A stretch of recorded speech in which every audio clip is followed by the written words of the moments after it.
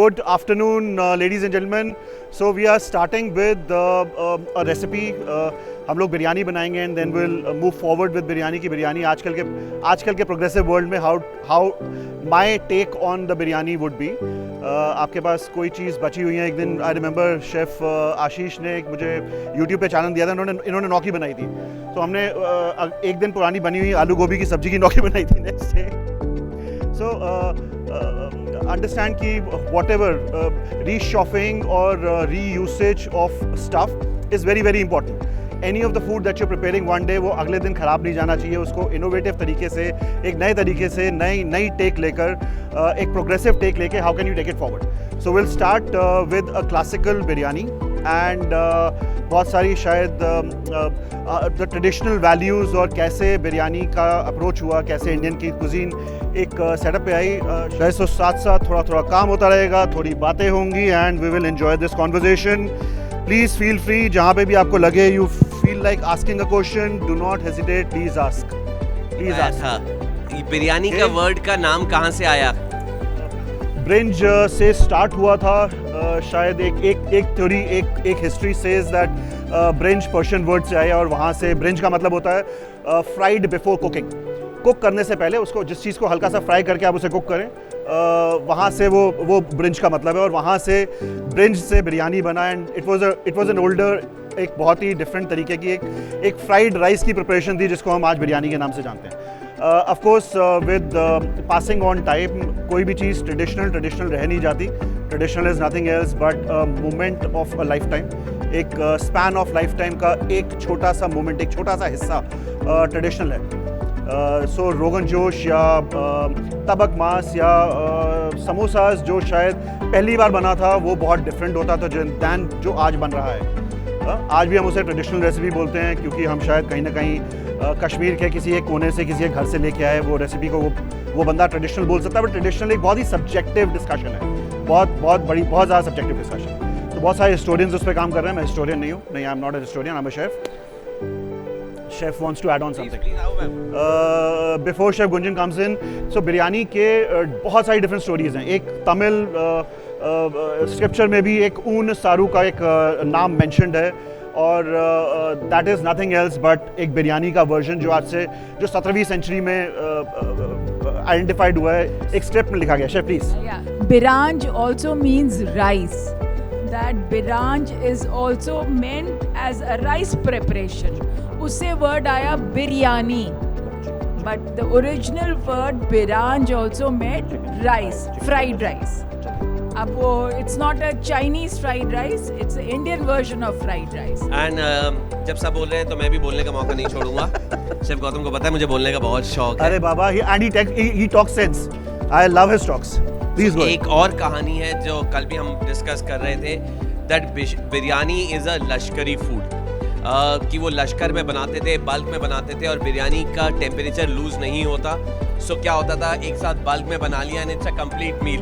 तो पूरी की पूरी फौज चलती जा रही है, जहाँ मौका मिला खोला खा लिया तो आपको गरम मिलता है. Biryani again as we are saying that we are no historians, but there are multiple theories. जो शेफ ने एक थ्योरी बताई, that is as well one of the theories. There is another theory जो कि चलती है, जो कि लश्कर के टाइम पे नॉट जस्ट औरंगजेब बट बहुत सारे लोगों ने, मुमताज़ की एक स्टोरी है कि मुमताज़ ने, क्योंकि उसकी सेना, उसने एक दिन राउंड लिया एंड शी सॉ कि यार पूरा प्रॉपर न्यूट्रिशियस फूड नहीं मिल रहा उनके सैनिकों को. So she went to the khansama and she spoke to the khansama and got this recipe done. So this is another theory that was the first time that biryani was made. Okay, I'll talk about what is the difference between biryani and pulao. There are two words, biryani and pulao. Central India, Northern India, we make pulao. Sorry chef, मैं शायद बीच में intervene करता रहूँगा आपकी story के साथ साथ, so that I'm cooking. I have just added, यहाँ पे मैंने पानी बॉईल करने के लिए डाला है, उसमें थोड़ा सॉल्ट डाला है. रेसिपी थोड़ी सी लंबी है तो मैं जल्दी इस चीज़ों को प्रोसेस करने की कोशिश कर रहा हूँ. आप आराम जी से प्लीज शेफ. सो पुलाव में you don't boil the rice. आप चावल, सब्जी, घी सब एक बार में डालते हैं. बिरयानी में आप राइस को पहले बॉईल करते हैं और फिर उसको लेयर करते हैं। उसमें आप थोड़ा कलर भी डालते हैं, खड़े मसाले भी डालते हैं। वेयरएज इन पुलाव आप सब्जी या मीट और चावल को जी, you please. Boil it all together. And another story that goes on to say is India usually had one pot meal, मतलब जैसे चावल में सारी सब्जियां डाल दी and या बिरयानी में सारी सब्जियां डाल दी and it becomes one complete meal. So this is another reason why it was so popular. It was considered as a poor man's food because it was available on the roadside. You could get biryani by the kilo. Now there is a brand by that is biryani by a kilo. So see the strength of food कि वो कहाँ से शुरू होके कहाँ पहुँच सकता है. And all the young chefs who are sitting here, I see a bright future कि आप लोग कुछ इस तरह का develop करिए that India becomes more and more popular because right now Indian food is one of the most popular food in the world. Am I right? Also one small Gautam you continue बीच में होना है क्योंकि हम तो चुप होंगे नहीं। I come from Lucknow. So happens to be there are a lot of people say that वो लखनऊ की एक बिरयानी, लखनऊ की बिरयानी नहीं होती, लखनऊ का पुलाव होता है, उसे यखनी पुलाव बोलते हैं, लखनऊ में बिरयानी नहीं होती। Biryani is a different subject all together. जैसे कि शेफ़ ने बताया, शेफ़ गुंजन ने, कि बिरयानी राइस और मीट की लेयर्स में राइस को हाफ कुक करके मीट को हाफ कुक करके कुकिंग जैसे कच्चे गोश्त की बिरयानी में होता है, उसमें हम मीट को डायरेक्ट हीट से इंट्रोड्यूस नहीं करते, बट उसकी cooking because of acid mediums जो कि एक दिन पहले उसको मीट को मैरिनेट करके रखा जाता है, उस प्रोसेस से कुकिंग होती है। कुकिंग ज़रूरी नहीं है कि हीट को इंट्रोड्यूस करके ही कुकिंग हो सके, नहीं। सो बिरयानी के अंदर एक चीज़ बहुत इंपॉर्टेंट है ख्याल रखने वाली, कि बिरयानी के अंदर जो भी आप एरोमास इंट्रोड्यूस कर रहे हैं, उन एरोमास का डिस्टिंग्विश फ्लेवर आना चाहिए। सो अगर हमें इसमें बासमती नहीं इस्तेमाल करना चाहिए, इट्स अ मिथ। ये बिरयानी में बिल्कुल भी बासमती यूज़ नहीं होना चाहिए, बिरयानी में सेला यूज़ होना चाहिए। कोई भी वो राइस जो अपनी उसकी खुशबू बहुत ज़्यादा ना हो, हैपन्स टू बी कोई भी खुशबूदार चावल बिरयानी में इस्तेमाल नहीं होना चाहिए। अदरवाइज जो फ्लेवर्स आप इंड्यूस करने की कोशिश कर रहे हैं, वो कहीं ना कहीं लॉस्ट हो जाते हैं, वो कहीं ना कहीं कॉन्फ्लिक्ट में आ जाते हैं बिटवीन दैट। सो हम लोग एंड अनदर मिथ, बिरयानी सिर्फ देसी घी से नहीं बनती, देसी घी की फ्लेवरिंग डाली जाती है बहुत लिमिटेड, ताकि कोई भी खुशबू वाली चीज़, कोई भी ज़्यादा खुशबू वाली चीज़ ज़्यादा ना हो, ओवरटेक ना करे। सो हम लोग सॉरी जी, तो ये जो दावत का बिरयानी राइस है बासमती, पर इसमें खुशबू नहीं है, ये बना ही सिर्फ बिरयानी के लिए। जी जी जी, एब्सोल्युटली। तो आपको इसमें किसी भी हालत में do not use basmati, do not use any flavourful rice. Okay जी, moving forward we will just to tell the students, these are very important points, you must note them because आप बिरयानी जब आप समझना चाहते हैं और बिरयानी बनाएंगे तो बहुत ज़्यादा खुशबूदार चीज़ें मत डालिए, बिरयानी का फ्लेवर निकल जाएगा। वो शेफ आपको यही समझाना चाहते हैं। Am I right? Yes, absolutely, chef. Absolutely. So I am slicing some green chilies. There we go. So we will start this process with some khade masale. We will take some. So just make sure कि कोई भी आप सूखे हुए मसाले जब direct oil में डालें, हल्का सा क्रश ज़रूर कर लें। दे माइट स्प्लैटर, उनके अंदर एक मॉइस्चर कंटेंट रहता है। किसी भी सीड, कोई भी चीज़ जो आपको मार्केट में आपको सीड के फॉर्म में मिलती है, एज पर FSSAI laws, they need to have 25% of the germ activated. उनके अंदर कीड़ा लग सकता है, उनके अंदर एक मॉइस्चर कंटेंट होता है। जस्ट मेक श्योर कि उस मॉइस्चर कंटेंट को रिलीज़ करने के लिए, ताकि वो वहाँ पे आके स्प्लैटर ना करे, फटे ना, और वो ऑयल के छींटे या फैट के छींटे आपके ऊपर ना आए। हल्का सा क्रश कर लें।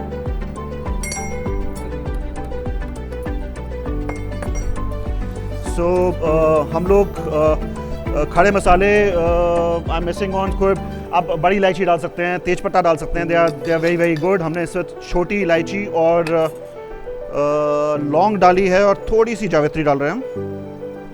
We will add the chicken. हमने आइडली आपको अनियन डालना चाहिए, मैंने अनियन ऑलरेडी फ्राई करके रख लिया है।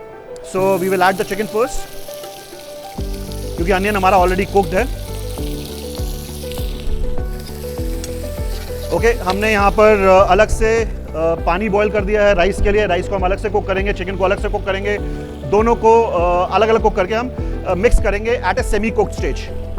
सम छोटी इलायची जो कूट के रखी हुई है, we will add this. Thank you so much chef. We'll add some cloves. इसमें हम थोड़ा तेज पत्ता डाल सकते हैं. हमने सिर्फ इसको हल्का सा सेयर कर लिया. And we will add some salt.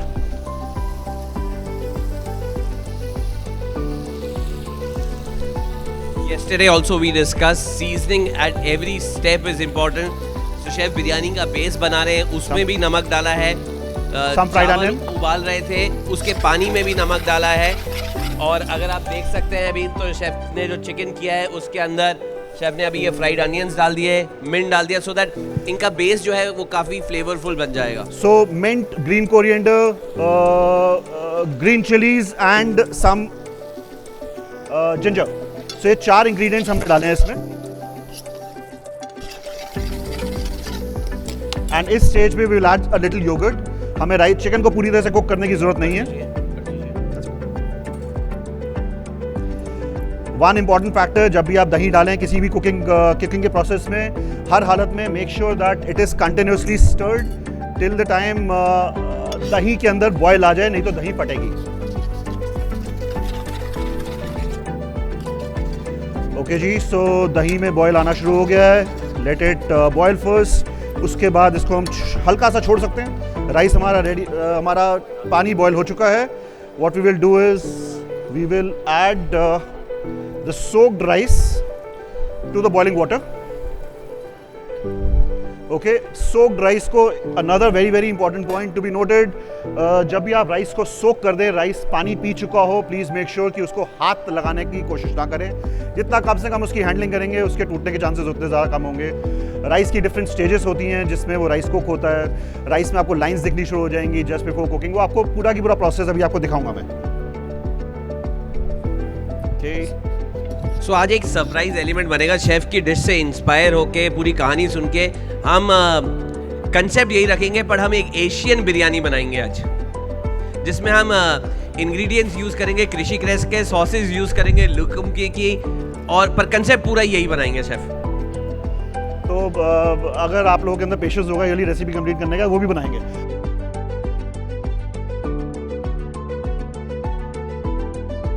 Chef ने एक another very important point, just make sure कि राइस डालने के बाद एक बार चला ज़रूर दें.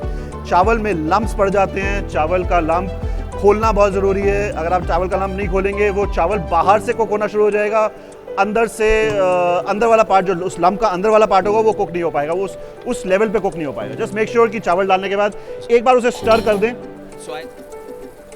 सो मैंने इसमें थोड़ा सा बटर और थोड़ा क्रीम ऐड किया है.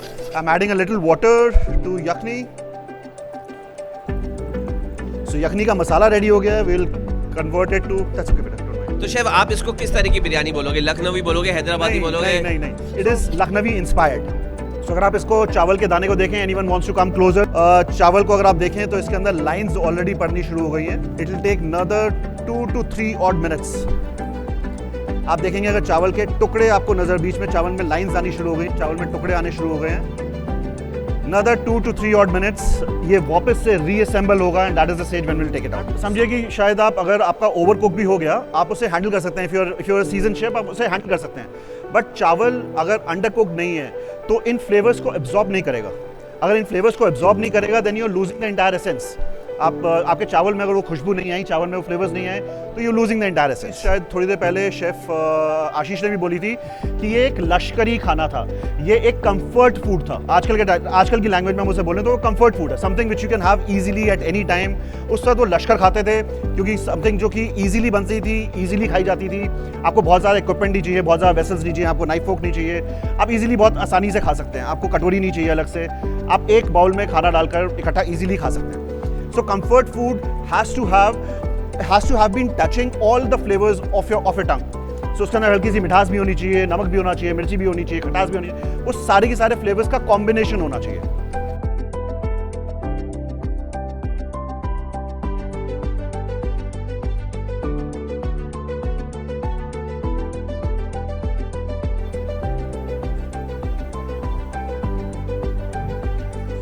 Okay, so what I'm gonna do is I'm gonna put some base gravy, which is yakni. मैं एक बेस में नीचे डाल रहा हूँ। सो chef Ashish is kind enough, he is helping me with this. In the meanwhile मैं यहाँ पर बीच में चिकन की एक लेयरिंग डालता जा रहा हूँ जी। इसके बाद हम इसको दम पे चढ़ा देंगे। इस लेयर के बीच में we are gonna put some mint, some green coriander. Okay, then we will do some green chilies. Chef, I'm gonna do this.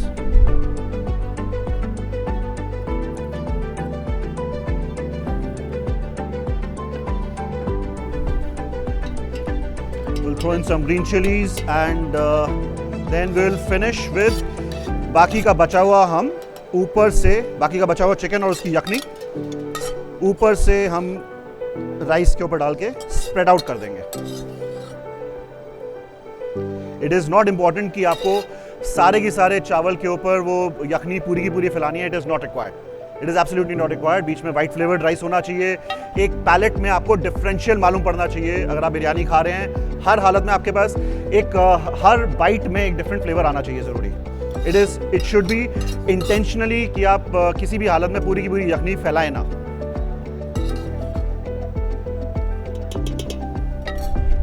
Thank you बच्चा जी। ओके, थोड़ा फ्राइड अनियन, एब्सोल्युटली। ये अब सिर्फ लुक के लिए है कि खुलेगा? नहीं, फ्लेवर के लिए absolutely. I think chef Ashish ने मेंशन किया और वो probably I was slipping on. We will have some mint, some green chilies and a little जावित्री और इलायची का पाउडर। ओके, सो जावित्री और इलायची का कॉम्बिनेशन, जावित्री is a bitter spice and green cardamom is a sweet spice. So spices के डिफरेंट फॉर्मेट्स हैं, डिफरेंट फ्लेवर्स हैं। प्लीज़ ध्यान रखिएगा कि किसी भी हालत में मेस को, जावित्री को 20% से ऊपर मत रखिए। 20% is the upper limit of the combination of जावित्री एंड इलायची। अगर आप 80% इलायची ले रहे हैं तो उसमें से 20% जावित्री डालिएगा, उससे ज़्यादा मत डालिएगा, नहीं तो दोनों के फ्लेवर्स मरेंगे। या तो आप क्वांटिटी कम डालेंगे ताकि उसका कड़वापन ना आए, क्वांटिटी पूरी डालेंगे ताकि उसका फ्लेवर, ग्रीन कार्डमम का फ्लेवर आप अच्छे से एंजॉय कर सकें। अगर आप ग्रीन कार्डमम पूरा डालेंगे तो वो जावित्री ओवर पावर कर देगी और उसे कड़वा कर देगी डिश को। Try to restrain yourself. So we will just give it a quick shot जी। Sir, it is absolutely rice. So चावल की अपनी खुशबू, जितना ज़्यादा एज किया जाएगा चावल की खुशबू उतनी ज़्यादा निखर के आएगी, उतना ज़्यादा अच्छा होगा। अगर आप प्लेन राइस बना रहे हैं, जहाँ आप बिरयानी बना रहे हैं, बिरयानी का एक एसेंस है। आप समझिए कि आप सूजी का उपमा बना रहे हैं, हलवा बना रहे हैं, तो आपको सूजी में बहुत ज़्यादा फ्लेवर नहीं चाहिए, राइट? क्योंकि आप उसमें अंदर फ्लेवर्स इंड्यूस कर रहे हैं। आप हलवा बना रहे हैं तो आप उसमें ग्रीन कार्डमम डाल रहे हैं, आप देसी घी डाल रहे हैं, आपको उसका फ्लेवर चाहिए। वैसे ही बिरयानी के अंदर आपको जिस रीजन से बना रहे हैं उस रीजन के फ्लेवर्स चाहिए। भाई आपको पुदीना धनिया के एसेंस चाहिए, आपको उसके नोट्स चाहिए, आपको केसर का नोट चाहिए। ये सब चीज़ें कहीं ना कहीं फिडल करेंगी। सो बेटा, जब आप दम लगाओगे, it's a very very good question. जब आप दम लगाएंगे तो आपको हर हालत में हीट नीचे से देनी है। एंड प्लीज़ मेक श्योर कि जब भी आप दम लगा रहे हैं तो जो तला है कि जिस भी कंटेनर में आप कुक कर रहे हैं उसका तला मोटा है ताकि हीट इक्वली डिस्ट्रीब्यूट हो। अगर तला पतला होगा तो हीट डायरेक्ट फूड को रीच आउट करेगी, जिस एरिया से आ रही है वहीं से स्ट्रेट अवे हीट ट्रांसफर हो जाएगी। अगर तला मोटा होगा तो हीट डिवाइड होगी, जब तक वो पूरे की पूरे मेटल को हीट नहीं करेगा तब तक वो हीट पास नहीं होने देगा। तो कोशिश करिए कि अगर आपके पास, अगर इन केस आपके पास जिस भी चीज़ में आप, जिस भी कंटेनर में, जिस भी पतीले में आप बिरयानी बना रहे हैं, अगर उसमें हीट आ गए, ये आप देखेंगे कि धुआं निकलना शुरू हो गया, तो मैंने इसकी गैस को बंद कर दिया है। Will let it be close for another couple of minutes. In the meanwhile हम थोड़ी देर वार्तालाप कर लेंगे। Thank you so much sir, very very kind. So आपको वो हीट देना ज़रूरी है। आप उसे हीट देंगे तभी वो पानी बॉयल होगा। पानी बॉयल होगा तो वो राइस को साथ साथ कुक करेगा। सो राइस को साथ साथ कुक करेगा and that is how your biryani के फ्लेवर्स नर्चर होंगे। ऑल्सो आपके क्वेश्चन का एक तो जो शेफ ने बताया कि नीचे तवा बहुत मोटा होना चाहिए, तलवा की हीट बराबर हो, वरना जहाँ से चावल को हीट लगे वो जल जाएगा। हीट फुल नहीं, थोड़ी सिमर कर देना क्योंकि वो इवन आनी चाहिए। और अगर आप बल्क में बना रहे हो, बहुत बड़े कंटेनर में बना रहे हो, तो आपको ऊपर से भी हीट देनी पड़ती है। अगर आप पुराने मसालची वगैरह देखो, जो बड़े बड़े देग या लखनऊ वगैरह की तरफ जाओ, वो ऊपर भी जलता हुआ कोयला डालते हैं। उसका रीज़न है जब हीट से भाप ऊपर आती है जिसमें अरोमा है, वो ऊपर लग के कंडेंसेशन होके पानी के ड्रॉपलेट्स बन के वापस, तो वो उस हीट से ऊपर भी करती है कि उसको वो जमने नहीं देती, कंडेंसेशन होने नहीं देती। तो दोनों तरफ से हीट हो तो ज़्यादा अच्छा रहता है। So, adding on to what Chef Ashish is saying, अगर आपको बिरयानी जो ऊपर से हीट देने, पुराने ज़माने में शायद दोनों साइड से हीट देते थे, क्योंकि वो खाना going back to the same story जो शेफ बता रहे थे अभी, लश्करी खाना जहाँ पे बल्क में खाना बनता था। छोटी कुकिंग 2-3 पोर्शन 4 पोर्शन के लिए आपको ऊपर से हीट देने की ज़रूरत नहीं है, पर जब बल्क में कुकिंग होती है तो हीट को ट्रैवल करने में टाइम लगता है। तो अगर हम दोनों साइड पे हीट दें, बहुत सारे डिफरेंट, एक वो खड़ कुजीन है जिसमें हम ज़मीन के अंदर गाड़ देते हैं, ऊपर से भी हीट देते हैं, नीचे से ज़मीन की हीट मिल रही होती है, प्लस बहुत सारे ऐसे प्रोसेसेस हैं। एक ज़माने में एक और इंटरेस्टिंग स्टोरी, एक ज़माने में एक डिश बनती थी राने महफूजी। बहुत इंटरेस्टिंग स्टोरी है कि वो राने महफूजी की स्टोरी नाम कैसे आया। So happens to be again a lashkari food. So खाना बनाया जाता था एंड ऑपोजिशन जो ऑपोजिट आर्मी है वो आकर इन्वेड कर रही है, वो ज़्यादा पावरफुल है, वो उनका खाना लेके चली जाती थी, क्योंकि खाना एक बहुत बड़ा इंपॉर्टेंट रिसोर्स होता था फाइट्स के टाइम पे। तो वो जनरली जो छोटी आर्मी होती थी वो क्या करती थी, खाने को रान को छुपा के बनाती थी। सो खड़ कुजीन का एक कॉन्सेप्ट है जहाँ पे ज़मीन के अंदर गाड़ के खाना बनाया जाता था, ऊपर से कोयला रख दिया जाता था और सैनिक वहाँ पे शाम को हाथ सेकने के लिए बैठ जाते थे, ताकि अगर दुश्मन सेना कोई आ जाए खाना चुराने के लिए तो उनको मालूम ना पड़े कि वहाँ पे खाना बन रहा है। And they used to showcase as if they are only taking the heat. वो अपने आप को गर्म रखने के लिए सर्दी की रातों में अपने आप को गर्म रखने के लिए उस कोयले के आसपास बैठे हुए हैं, बट वहाँ पे खाना बकरा होता था। एंड जैसे ही वो पक जाता था, उसे खोल के in next half an hours time उसे कंज्यूम कर लिया जाता था। उसको महफूज रखने का तरीके से इस रान का नाम पड़ा था राने महफूजी। ओके, सो बिरयानी खोलना दम पे लगा के पकाई जाती थी, ताकि है ये गो, तो दम पे पका के बनाई जाती थी बिरयानी, ताकि द ऑब्जेक्टिव वाज कि उसे सील कर दिया जाता था ऊपर से, ताकि वो हीट किसी भी हालत में कहीं से भी रिलीज ना हो, कहीं से भी लूज ना हो। एंड यू कैन स्मेल, अभी तो इसके अंदर सैफरन नहीं है, बिरयानी का मसाला नहीं डाला, he is kept it very simple, but still there is so much of aroma.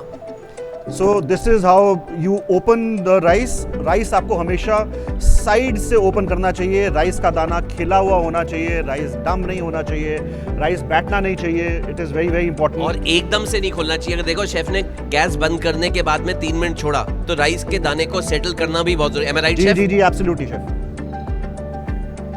सो हल्के हाथ से आप इसे साइड से ओपन करें।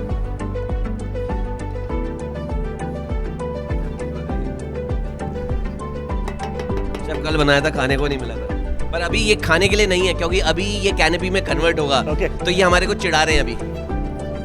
इनकी आदत है, बचपन से ही ऐसे हैं।